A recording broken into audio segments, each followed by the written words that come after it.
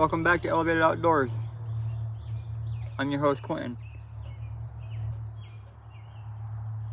I want to start out by saying Happy Memorial Day. I hope you guys were able to enjoy some festivities, whether it's a parade or fireworks this weekend, and showing some remembrance for the men and women who have fought for this country and didn't make it home. I'm a huge supporter of the flag, the men and women in our armed forces, and Memorial Day and Veterans Day are days that are very special. So we need to remember to appreciate and thank our veterans and remember those who did fight for our freedom and weren't able to make it home. So we left off yesterday reading about how Joseph's brothers sold him, and how he ended up being bought in by Potiphar, who was a main worker or main leader in Pharaoh's army.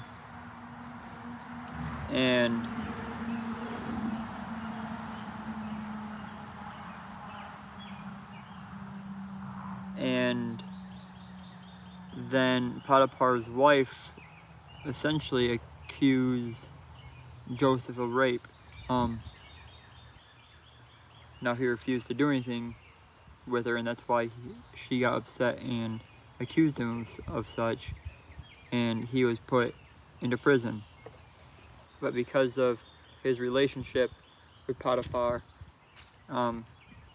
because before this happened, Joseph was put in charge of all of Potiphar's flock and all of his belongings.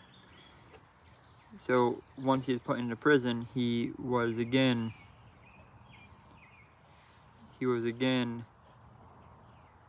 put in charge of all of the prisoners. After that happened, Pharaoh's workers, Pharaoh's personal baker and cupbearer, were imprisoned, and they both had dreams that Joseph interpreted for them.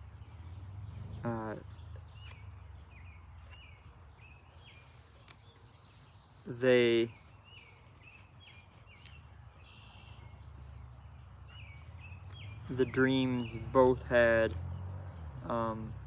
come true, and on Pharaoh's birthday,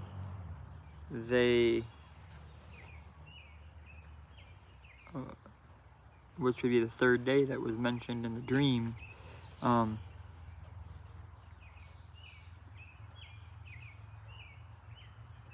and the baker was supposed to have remembered Joseph and mentioned him, which he did not. So now we're going to go on to chapter 41. Got motorcycles driving by. Squirrel. We're going to go on to chapter 41, Pharaoh's dreams. When 2 full years had passed, Pharaoh had a dream. He was standing by the Nile, when out of the river there came up 7 crows, sleek and fat, and they grazed among the reeds. After them, 7 other cows, ugly and gaunt, came up from the Nile and stood beside those on the riverbank. And the cows that were ugly and gaunt ate up the 7 sleek, fat cows. Then Pharaoh woke up. He fell asleep again and had a second dream. 7 heads of grain, healthy and good, were growing on a single stalk. After them, 7 other heads of grain sprouted, thin and scorched by the east wind. The thin heads of grain swallowed up the 7 healthy, full heads. Then Pharaoh woke up. It had been a dream.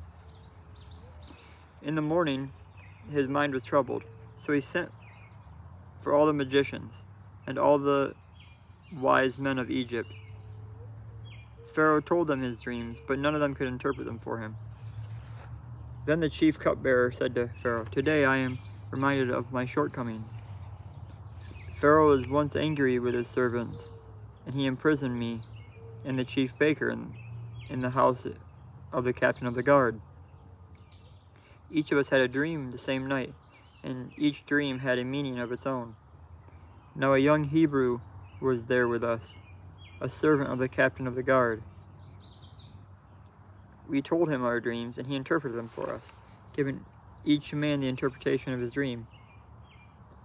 And things turned out exactly how he'd interpreted them to us. I was restored to my position, and the other man was hanged." So Pharaoh sent for Joseph.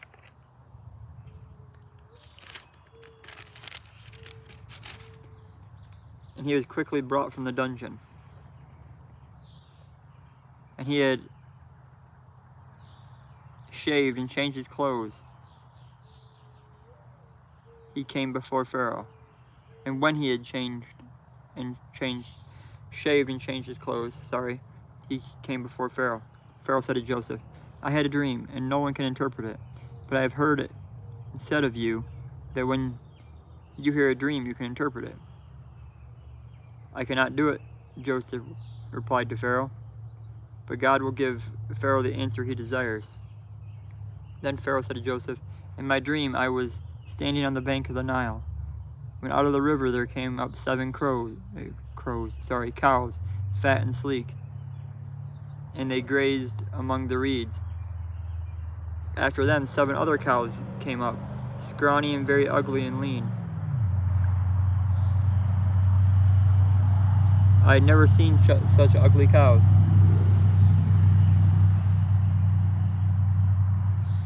I'd never seen such ugly cows in all the land of Egypt. The lean, ugly cows ate up the 7 fat cows that came up first. But even after they ate them, no one could tell that they had done so. They looked just as ugly as before. Then I woke up. In my dreams I also saw 7 heads of grain, full and good, growing on a single stalk. After them 7 other heads sprouted, withered and thin and scorched by the east wind. The thin heads of grain swallowed up the 7 good heads. I told this to the magicians, but none of them could explain it. Then Joseph said to Pharaoh, "The dreams of Pharaoh are one and the same. God has revealed to Pharaoh what he is about to do. The 7 good cows are 7 years, and the 7 good heads of grain are 7 years. It is one and the same dream. The 7 lean, ugly cows that came up afterwards are 7 years, and so are the 7 worthless heads of grain scorched by the east wind. They are 7 years of famine. It is just as I said to Pharaoh. God has shown Pharaoh what he is about to do. 7 years of great abundance is coming throughout the land of Egypt, but 7 years of famine will follow them. Then all the abundance in Egypt will be forgotten, and the famine will ravage the land.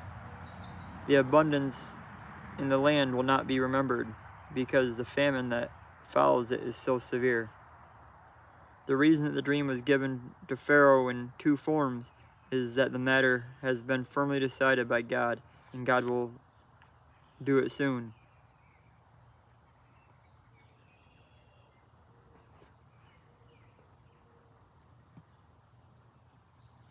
Why would God speak to a non-believer like Pharaoh, you might ask?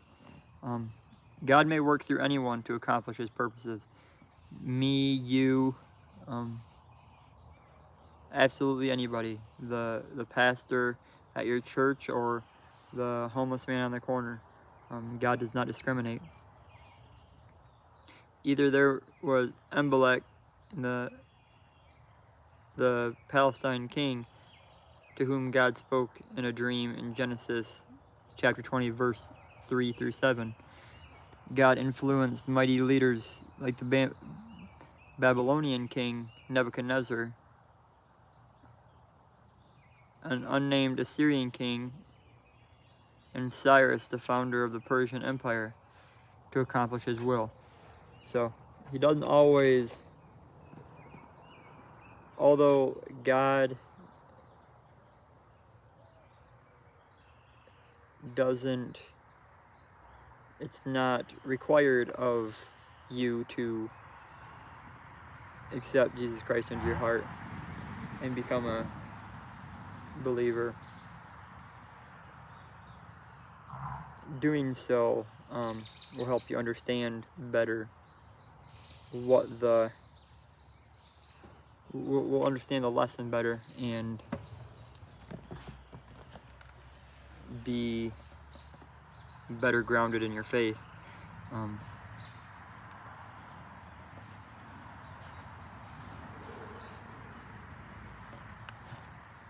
going to read on. And now let Pharaoh look for a discerning and wise man and put him in charge of the land of Egypt. Let Pharaoh appoint commissioners over the land to take a fifth of the harvest of Egypt during the 7 years of abundance. They should collect all the food of these good years that are coming and store up the grain under the authority of Pharaoh, to be kept in the cities for food.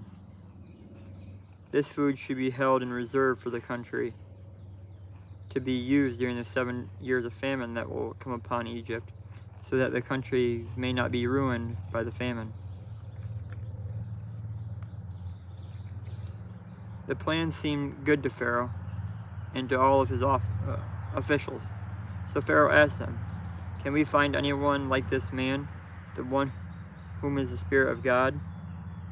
Then Pharaoh said to Joseph, "Since God has made all this known to you, there is no one so discerning and wise as you. You shall be in charge of my palace and all my people. All my people are to submit to your orders.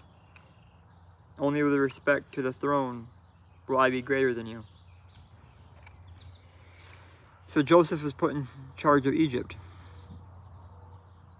So this is chapter 41, verse 41. So Pharaoh said to Joseph, "I hereby put you in charge of the whole land of Egypt." Then Pharaoh took his signet ring from his finger and put it on Joseph's finger. He dressed him in robes of fine linen and put a gold chain around his neck. He had him ride in a chariot as his second in command, and men shouted before him, "Make way!" Thus he put him in charge of the whole land of Egypt. Mind you, Joseph has been imprisoned for years now, and just in a matter of a conversation of him interpreting a dream for Pharaoh, he's now basically the second in command of Egypt. Then Pharaoh said to Joseph, "I am Pharaoh, but without your word no one will lift hand or foot in all of Egypt." Pharaoh gave Joseph the name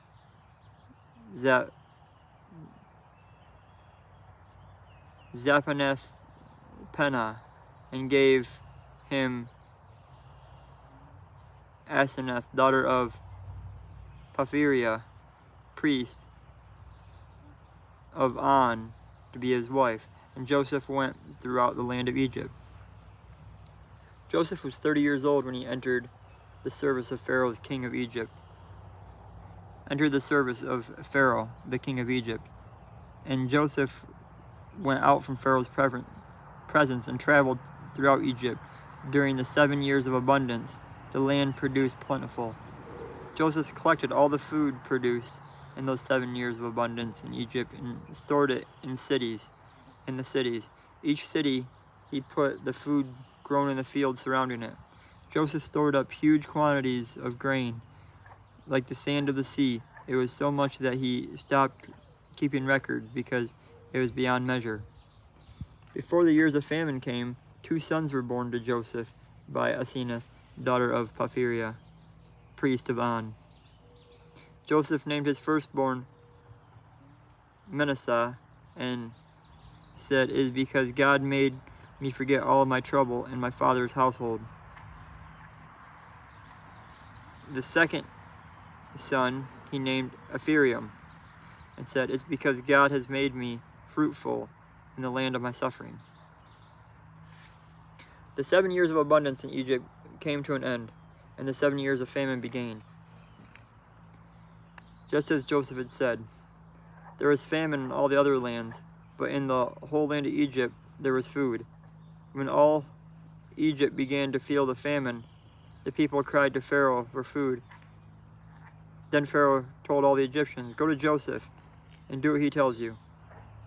When the famine had spread over the whole country, Joseph opened the storehouses and sold grain to the Egyptians, for the famine was severe throughout Egypt, and all the country came to Egypt to buy grain from Joseph, because the famine was severe in all of the world.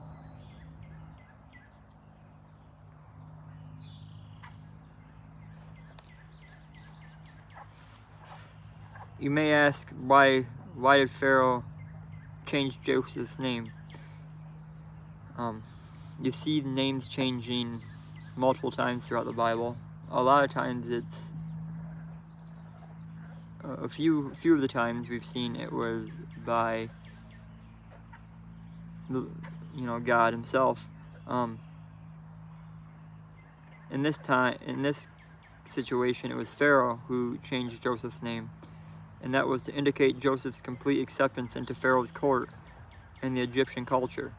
The name change also demonstrated Pharaoh's authority over Joseph and Joseph's allegiance to his new land and life. His association with the past was to be severed.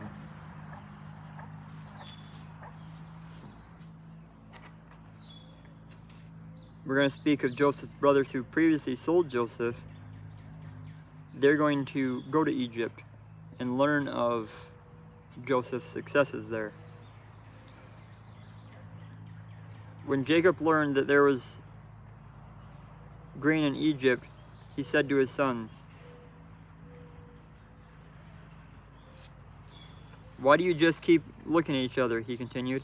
"I have heard that there is grain in Egypt.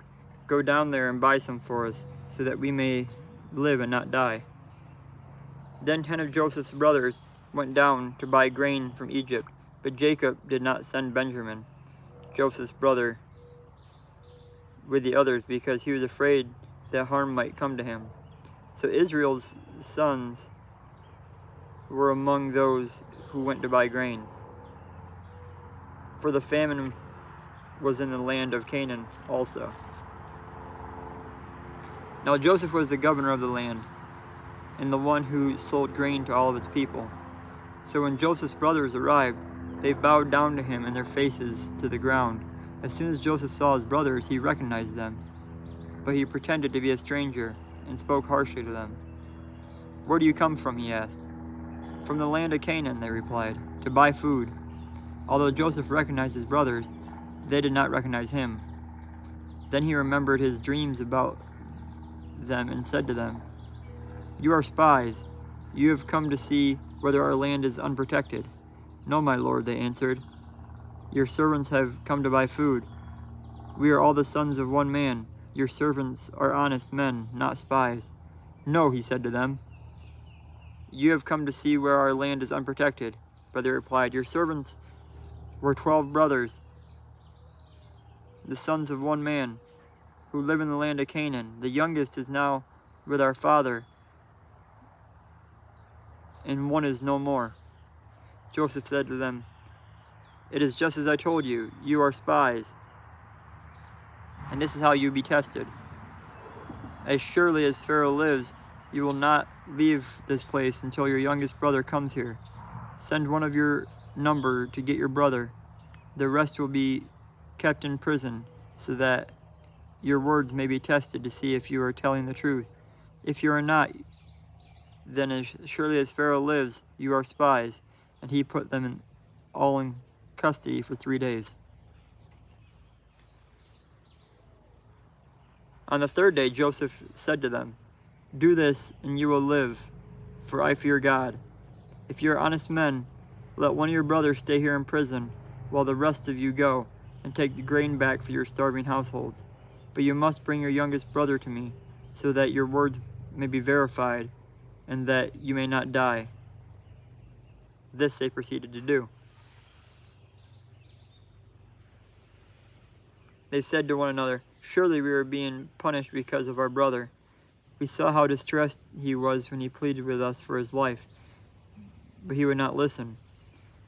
That's why this distress has come upon us." Reuben replied, "Didn't I tell you not to sin against the boy? But you wouldn't listen. Now we must give an accounting for his blood." They did not realize that Joseph could understand them, since he was using an interpreter. He turned away from them and began to weep, but then turned back and spoke to them again.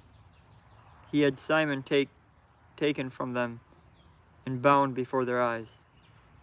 Joseph gave orders to fill their bags with grain, to put each man's silver back in his sack, and give them provisions for their journey.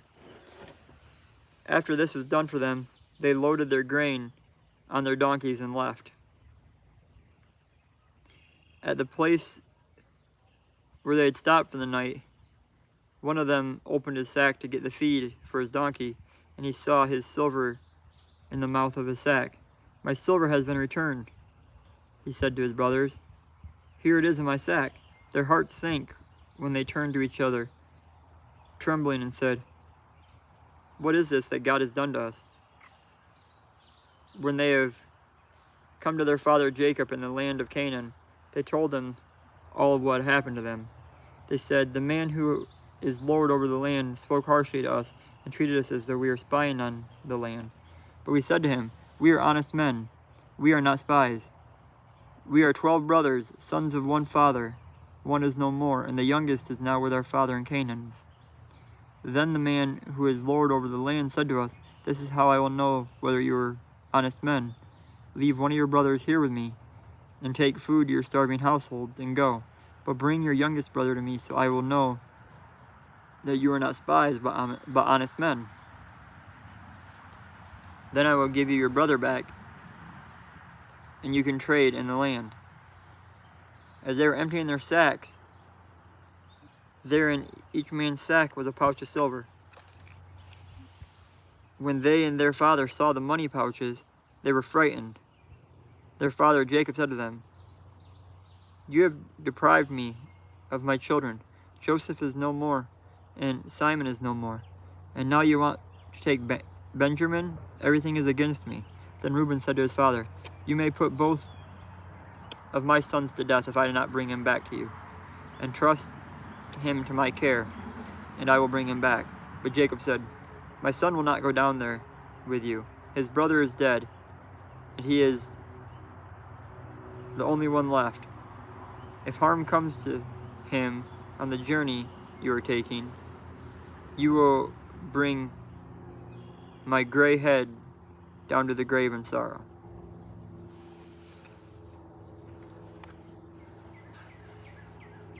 The second journey to Egypt. Chapter 43. Now the famine was still severe in the land. So when they had eaten all the grain they had brought back from Egypt, their father said to them, "Go back and buy us a little more food." But Judah said to him, "The man warned us solemnly, 'You will not see my face again unless you bring your brother with you. If you will send our brother along with us, we will go down and buy food for you. But if you will not send him, we will not go down, because the man said to us, "You will not see my face again unless your brother is with you."' Israel asked, 'Why did you bring this trouble on me by telling the man you had another brother?' They replied, 'The man questioned us closely about ourselves and our family. Is your father still living? He asked us. Do you have another brother? We simply answered his questions. How were we to know? He would say, bring your brother down here. Then Judah said to Israel, his father, send the boy along with me. We will go at once, so that we and you and our children may live and not die. I myself will guarantee his safety. You can hold me personally responsible for him. If I do not bring him back to you and set him here before you, I will bear the blame before you all my life. As it is, if we have not delayed, we could have gone and returned twice. Then their father, Israel, said to them, if it must be, then do this. But put some of the best products of the land in your bags and take them down to the man as a gift. A little balm and a little honey, some spices and myrrh, some pistachio nuts and almonds. Take double the amount of silver with you, for you must return the silver that was put into the mouth of your sacks.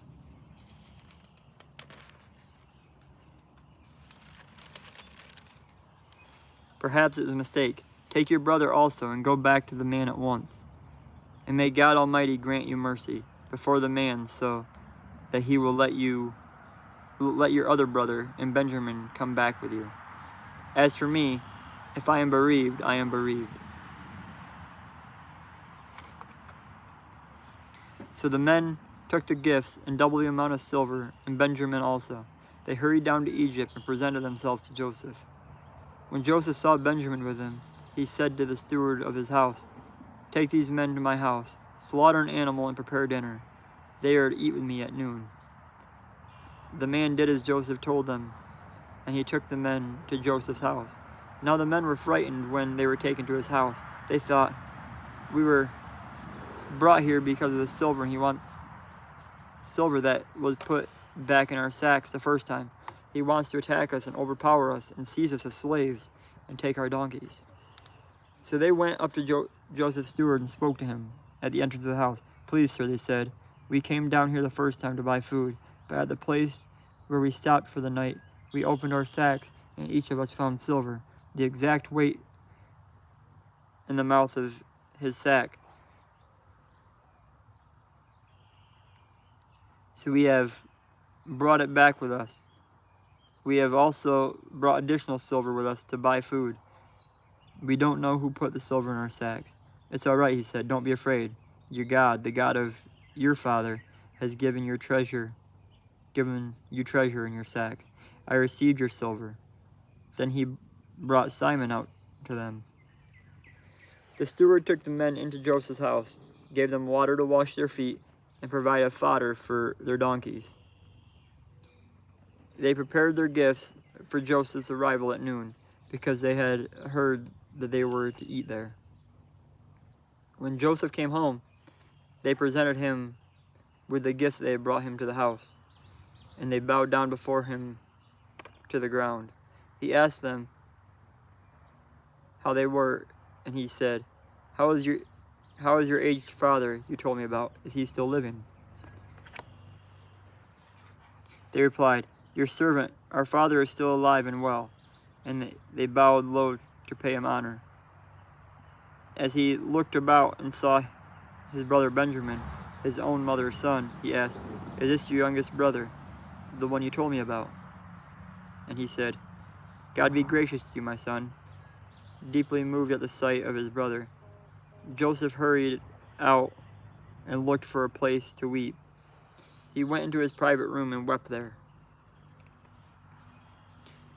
After he'd washed his face, he came out, and controlling himself, he said, Serve the food. They served him by himself, the brothers by themselves, and the Egyptians who ate with him by themselves, because Egyptians could not eat with Hebrews, for that was distasteful to the Egyptians. The men had been seated before him in the order of their ages, from the firstborn to the youngest, and they looked at each other in astonishment. When portions were served to them from Joseph's table, Benjamin's portion was 5 times as much as anyone else's, so they feasted and drank freely with him.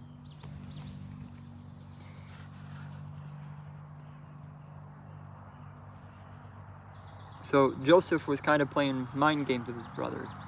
So he knew that Benjamin was their brother that they had told him about. He may have been doing a little fishing to find out if his father was still well. But this here reads that the reason that Joseph played mind games with his brothers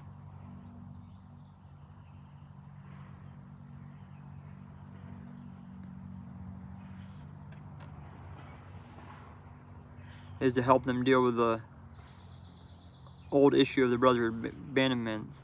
This final ploy sets the stage for the moment of truth. We actually read more about that moving forward into chapter 44, verse 1 through 5. It's titled A Silver Cup in a Sack. Now Joseph gave these instructions to the stewards of his house. Fill the men's sacks with as much food as they can carry, and put each man's silver in the mouth of his sack. Then put my cup, the silver one, in the mouth of the youngest one's sack, along with the silver for his grain, as he did the silver for his grain. And he did as Joseph said. As the morning dawned, the men were sent on their way with their donkeys. They had not gone far from the city when Joseph said to the steward, "Go after those men at once. And when you catch up with them, say to them, 'Why have you repaid good with evil? Isn't this the cup my masters drink from, and also use for divination? This is a wicked thing you have done.'" So he's kind of playing mind games with them. He gave them the cup and then immediately sent his servants after them to retrieve the cup.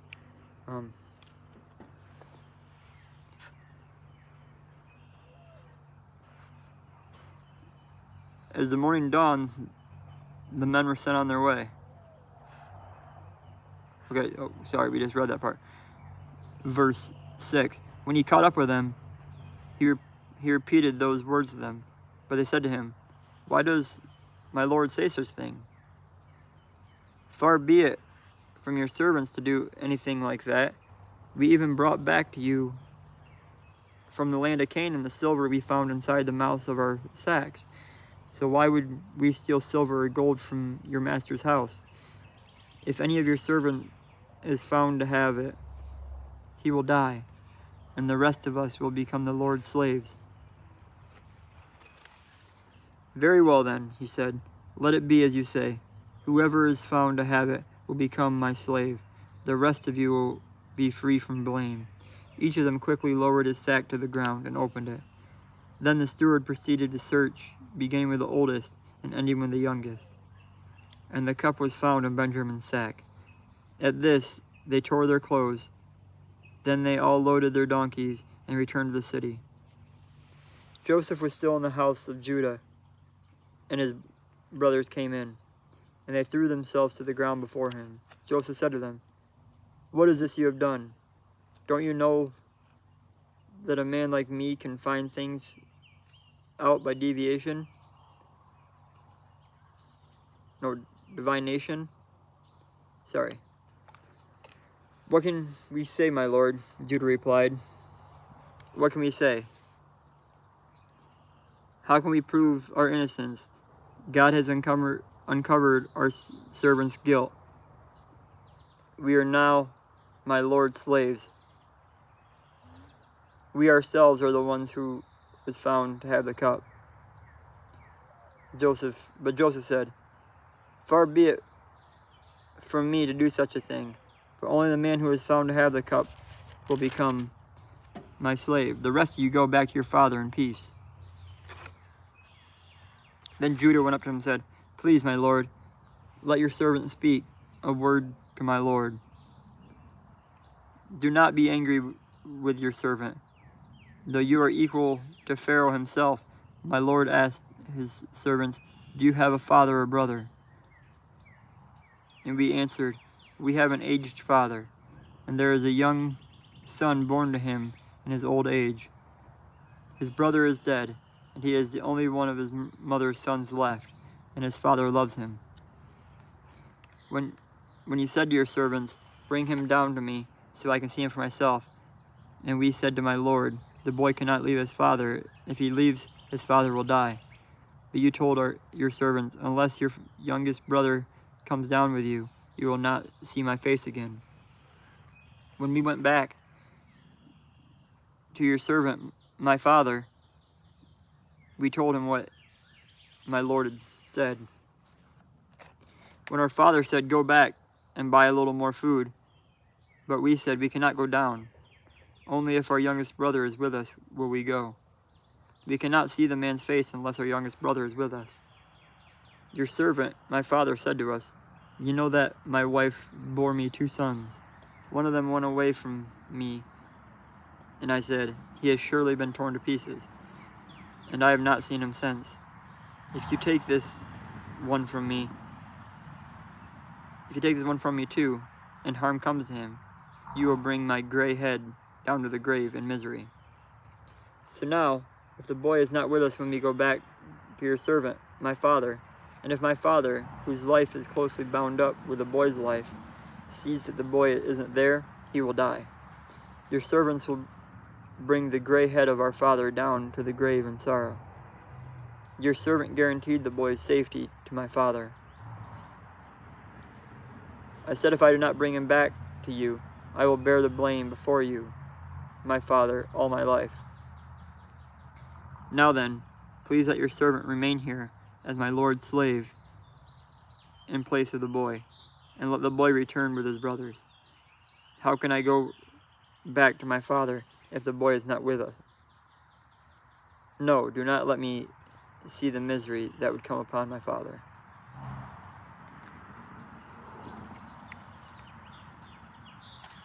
So Jacob said that he only had the two sons. Obviously, Jacob had more than 2 sons.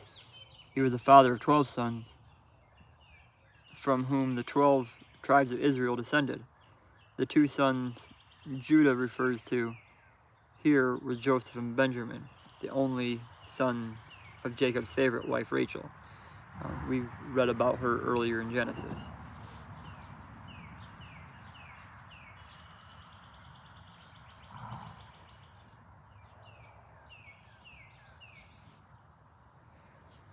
Chapter 45, up until chapter 45, the brothers didn't recognize Joseph. Remember, he was likely going by a different name to the other people around. He was dressed differently than they remembered him, and a lot of time had passed, so they didn't quite recognize him.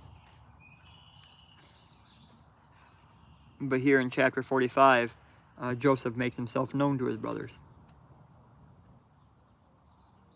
Then Joseph could no longer control himself before all of his attendants, and he cried out, have everyone leave my presence.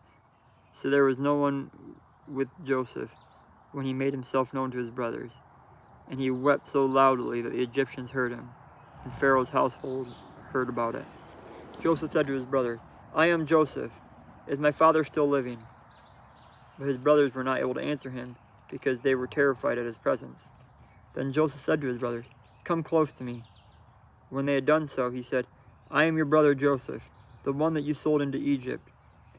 And now, do not be distressed, and do not be angry with yourselves for selling me here, because it was to save lives that God sent me here ahead of you. For 2 years now, there has been a famine in the land, and for the next 5 years, there will not be plowing and reaping. But God sent me ahead of you to preserve for you a remnant on this earth and to save your lives by great deliverance. So then it was not you who sent me here, but God.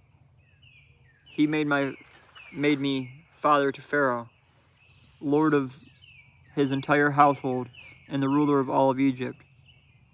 Now hurry back to my father and say to him, this is what your son Joseph says. God has made me lord of all Egypt. Come down to me. Don't delay. You shall live in the region of Goshen and be near me. You, your children and grandchildren, your flocks and herds, and all you have. I will provide for you there, because 5 years of famine are still to come. Otherwise, you and your household and all who belong to you will become destitute. You can see for yourselves, and so can my brother Benjamin, that it is really I who am speaking to you. Tell my father about all the honor accorded to me in Egypt and about everything you have seen, and bring my father down here quickly. Then he threw his arms around his brother Benjamin and wept, and Benjamin embraced him, weeping. And he kissed all of his brothers and wept over them. Afterwards his brothers talked with him. When the news reached Pharaoh's palace that Joseph's brothers had come, Pharaoh and all the officials were pleased. Pharaoh said to Joseph, tell your brothers, do this. Load your animals and return to the land of Canaan, and bring your father and your families back to me, and I will give you the best of the land of Egypt, and you can enjoy the fat of the land. You are also directed to tell them, do this, take some carts from Egypt for your children and your wives, and get your father and come. Never mind about your belongings, because all the best of Egypt will be yours. So the sons of Israel did this. Joseph gave them carts as Pharaoh commanded, and he also gave them provisions for their journey. To each of them he gave new clothing, but Benjamin he gave 300 shekels of silver and 5 sets of clothes. And this was sent to his father, 10 donkeys loaded with the best things of Egypt, and 10 female donkeys loaded with grain, and bread and other provisions for his journey. Then he sent his brothers away, and as they were leaving, he said to them, don't quarrel on the way. So they went up to Egypt and came to their father, Jacob, in the land of Canaan. They told him, Joseph is still alive. In fact, he is the ruler of all of Egypt. Jacob was stunned. He did not believe them. But when they told him everything Joseph had said to them, and when he saw the carts Joseph had sent back to carry him back, the spirit of their father Jacob revived. And Israel said, I'm convinced my son Joseph is still alive. I will go see him before I die.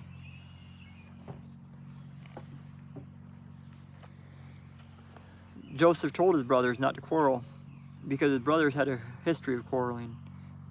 In fact, all through the narrative, being in chapters 37, verse 4, they are pictured as bitter, hateful, and quarrelsome men. But Joseph was hoping this incident might bring harmony to them.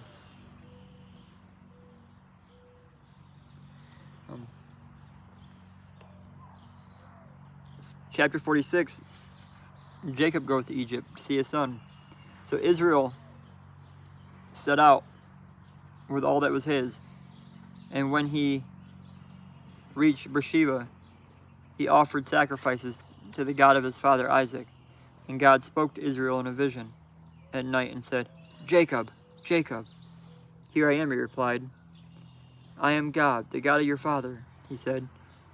Do not be afraid to go down to Egypt, for I will make you into a great nation there.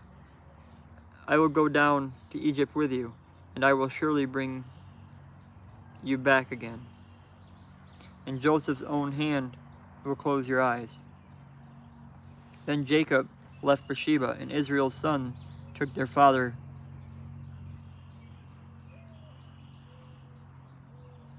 Jacob left Beersheba, and Israel's son took their father Jacob and their children and their wives in the carts that Pharaoh had sent to transport him.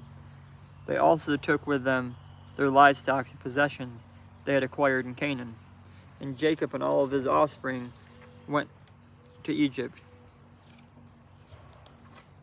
He took with him to Egypt his sons and grandsons and his daughters and granddaughters, all of his offspring.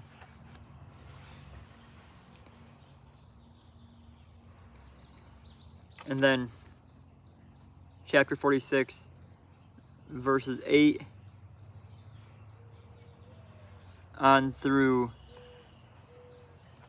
17 are all the list of the descendants who came from Canaan to Egypt with Jacob.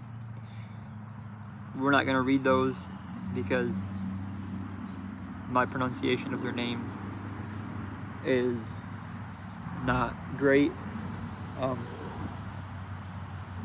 Feel free to read them on your own if you wish. We pick back up at chapter 46, verse 18. These are the children born to Jacob in Ziplah.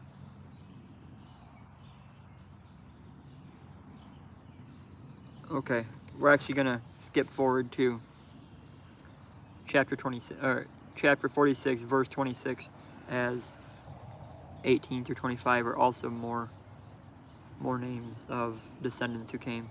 All of those who went to Egypt with Jacob, those who were his direct descendants, not counting his sons' wives, numbered 66 persons.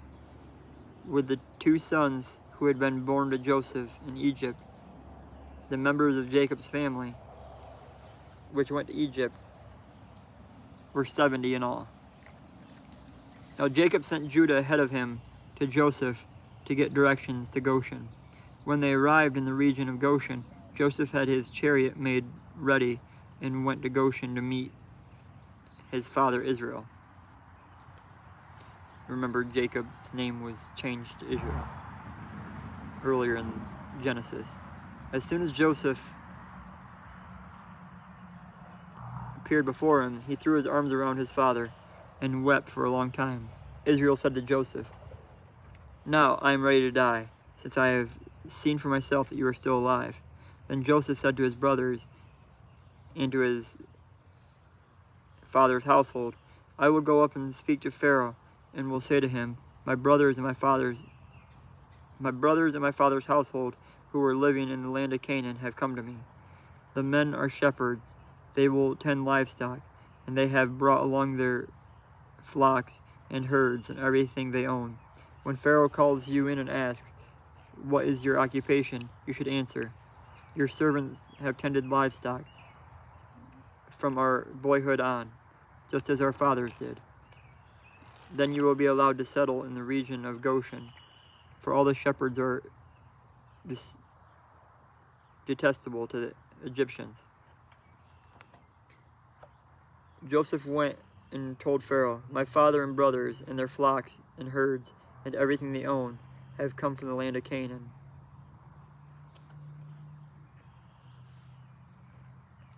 And are now in Goshen." He chose 5 of his brothers and presented them before Pharaoh. Pharaoh asked his brothers, "What are your occupations?" "Your servants are shepherds," they replied to Pharaoh, "just as our fathers were." They also said to him, "We have come to live here a while, because the famine is severe in Canaan, and your servants' flocks have no pasture. So now, please let your servants settle in Goshen." Pharaoh said to Joseph, "Your father and your brothers have come to you. The land of Egypt is before you. Settle your father and your brothers in the best part of the land. Let them live in Goshen, and if you know of any among them with a special ability, put them in charge of my own livestock." Then Joseph brought his father Jacob in and presented him to Pharaoh. After Jacob blessed Pharaoh, Pharaoh asked him, "How old are you?" And Jacob said to Pharaoh, "The years of my pilgrimage are 130. My years have been few and difficult, and they do not equal the years of the pilgrimage of my fathers." Then Jacob blessed Pharaoh and went out from his presence. So Joseph settled in Joseph settled his fathers and his brothers in Egypt and gave them property in the best part of the land, the district of Rameses, as Pharaoh directed. Joseph also provided his father and brothers and all of his father's household with food according to the number of their children.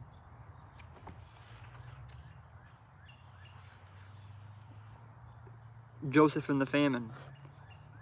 Chapter 13. There was no food, however, in the whole region because the famine was severe. Both in Egypt and Canaan wasted away because of the famine.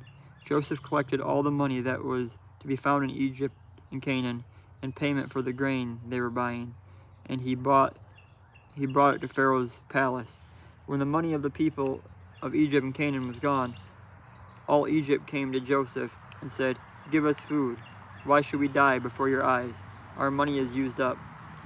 "Then bring your livestock," Joseph said. "I will sell you food in exchange for your livestock, since your money is gone." So they brought their livestock to Joseph, and he gave them food in exchange for their horses, their sheep and goats, their cattle and donkeys. And he brought them through that year with food in exchange for all their livestock. When that year was over, they came to him the following year and said, "We cannot hide from our Lord the fact that since our money is gone and our livestock belongs to you, there is nothing left for our Lord except bodies in our land. Why should we perish before your eyes? We and our land as well. Buy us and our land in exchange for food, and we with our land will be in bondage to Pharaoh. Give us seed so that we may live and not die, and that the land may not become desolate." So Joseph bought all the land in Egypt for Pharaoh. The Egyptians, one and all, sold their fields because the famine was too severe for them. The land became Pharaoh's, and Joseph reduced the people to servitude from one end of Egypt to the other. However, he did not buy the land of the priests, because they received a regular allotment from Pharaoh and had food enough from the allotment Pharaoh gave them. That is why they did not sell their land. Joseph said to the people, "Now that I have bought you and your land today for Pharaoh, here is the seed for you so you can plant the ground. But when the crop comes in, give a fifth of it to Pharaoh.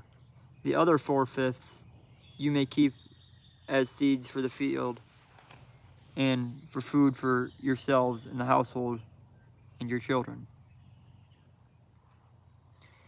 "You have saved our lives," they said. "May we find favor in the eyes of our Lord. We will be in bondage to Pharaoh." So Joseph established it as a law concerning land in Egypt, still in force today, that a fifth of the produce belongs to Pharaoh. It was only the land of the priests that did not become Pharaoh's. Now the Israelites settled in Egypt in the region of Goshen. They acquired property there and were fruitful and increased greatly in number. Jacob lived in Egypt 17 years. And the years of his life were 147. When the time drew near for Israel to die, he called for his son Joseph and said to him, "If I had found favor in your eyes, put your hand under my thigh and promise that you will show me kindness and faithfulness. Do not bury me in Egypt, but when I rest with my fathers, carry me out of Egypt and bury me where they are buried." "I will do as you said," he said.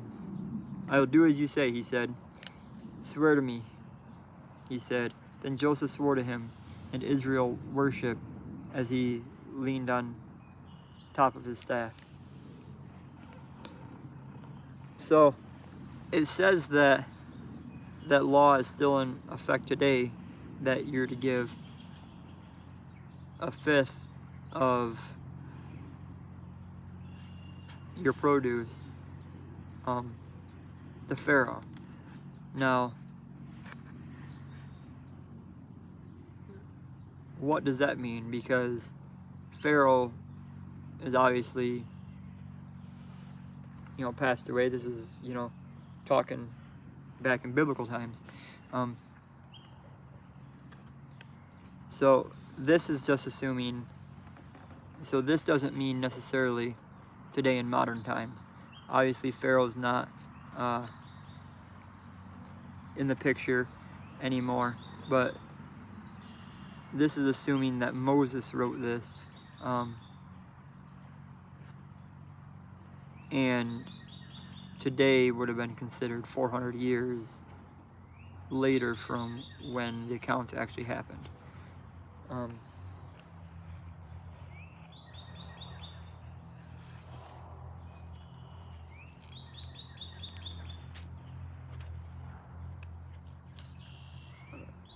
So another question that is answered here in this learning Bible is, why didn't Joseph introduce all of his brothers to Pharaoh? Instead, he only introduced a few.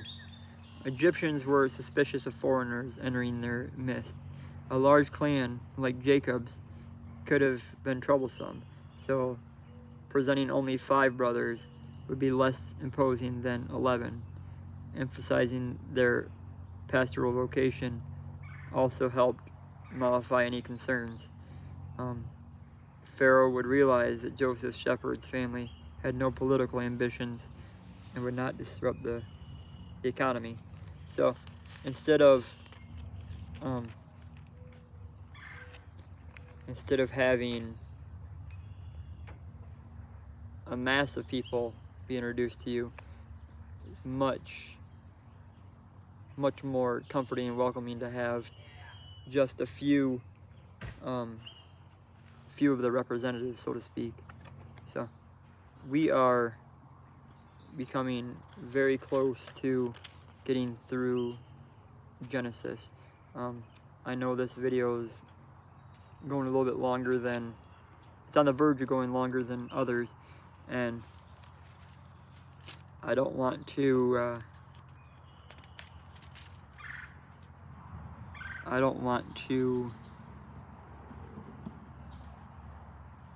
drag on too long. We are left with 3 more chapters of Genesis, chapters 48 through 50, and then we're going to get into Exodus.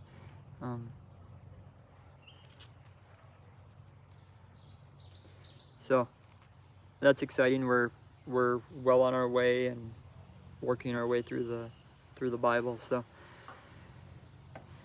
I again thank you guys for joining me on this Memorial Day. I know on a day where we could have spent more time with family or at the lake or wherever that may be, taking a few moments or even an hour out of your day to read the Bible is important. We're staying on track, and we're keeping our promise to ourselves and to each other. So I want to thank you guys for joining me. Feel free to like, subscribe, share, all of the above. Feel free to comment. We have, the comment section is open, and we only had a couple interactions on the comments. I'd like to communicate more with you guys. Maybe bounce ideas off each other, or certainly ask questions. I don't know if I'm the person to answer them or not, but together we may be able to find the answers. And with that, I'm going to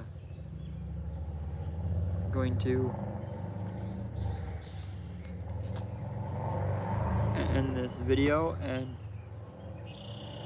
remind you guys to get outside. The last couple of days I was able to go hike, and that was beautiful. Today I back at home in the yard, which is needing some attention as I look around, but I'm glad I was able to take the time to share with you guys and read a little bit further into the Bible. So get outside, enjoy the outdoors and all that He created for us. Be grateful for what's around you, the rocks, the trees, the birds, even the mosquitoes. They're pesky, but they have a purpose. So get outside and stay elevated.